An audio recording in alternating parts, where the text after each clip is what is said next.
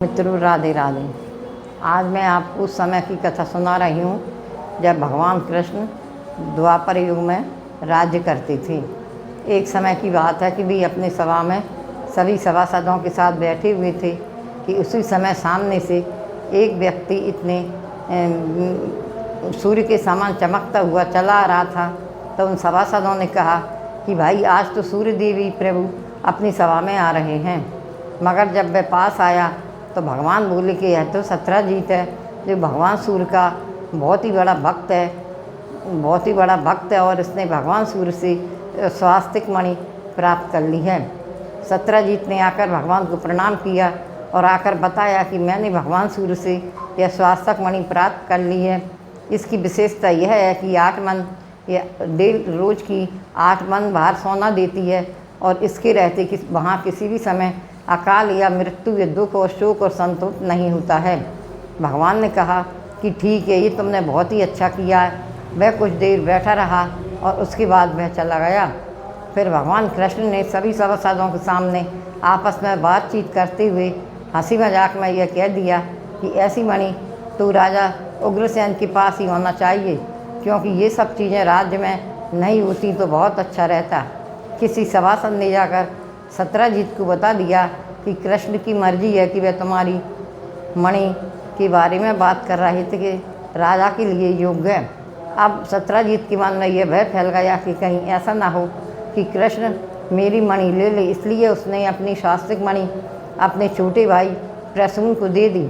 प्रसून अपने उस मणि का यही बात भी थी कि अगर कोई अपवित्र होकर उस मणि का उपयोग करता था वह उसका उल्टा फल देती थी। वह दूसरे दिन उसका छोटा भाई प्रसून उस मणि को लेकर जंगल में चला गया और वहाँ शिकार खेलने लगा। उसी समय वहाँ पर एक शेर आया और उसने वह मणि छीन ली और उसको मार दिया। वह शेर आगे जा रहा था कि वहीं पर श्री यक्षराज जामवंत की गुफा थी। जामवंत जी उधर से आ रहे थे। उन्होंने देखा कि शेर के पास तो ये शास्त्रक मणि है। उन्होंने शेर को मारकर वह मणि ले ली और अपनी गुफा में जाकर अपनी पुत्री के पालने के ऊपर बांध दिया और आराम से रहने लगे। इधर जब श्री कृष्णचंद्र को पता चला कि सत्रजीत का भाई मारा गया है और उसे मणि को लेकर मेरे पर शक है, तो उन्होंने अपना कलंक मिटाने की सोची। उन्होंने अपने सभी सभासदों और ख़ास लोगों को साथ लिया और मणि को ढूंढने के लिए निकल पड़ी। अब वे प्रसेन के घोड़े की चाप को देखते हुए धीरे धीरे आगे बढ़ रहे थे कि उन्हें शेर के पंजे भी मिले।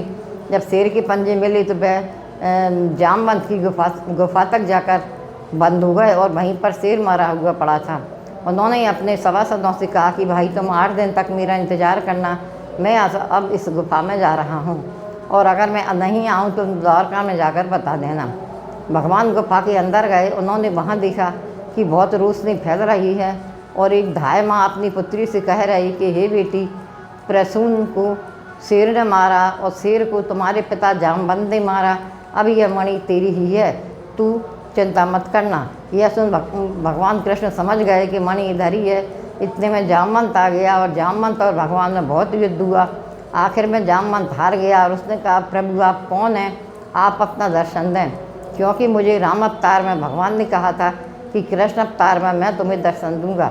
भगवान ने उस जामवंत को अपना रूप दिखाया तो उन्होंने वह मणि भी दे दी और अपनी पुत्री जामवंती का विवाह भी भगवान के साथ कर उन्हें विदा किया। इधर जब 8 दिन तक भगवान गुफा में से नहीं निकले तो सभी उनके पार्षद वापस आकर कहने लगे कि भगवान तो नहीं आया। पूरी द्वारकापुरी में शोक छा गया।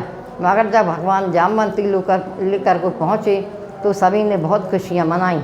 फिर भगवान ने दूसरे दिन सभा जोड़ी और सत्रजीत को बुलाया और उससे कहा कि भाई, तुम्हें मुझ पर शक था, इसलिए ये तुम अपनी मणि लो।